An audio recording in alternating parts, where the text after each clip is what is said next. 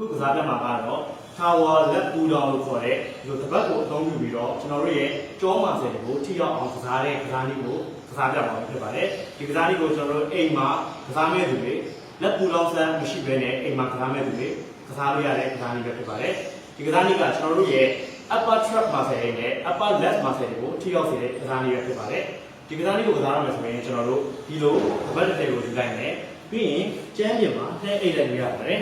လှည့်အိတ်ပြီးတော့ရင်ကျွန်တော်တို့ရဲ့တပတ်ကင်ထားတဲ့လက်နှစ်ဖက်ကို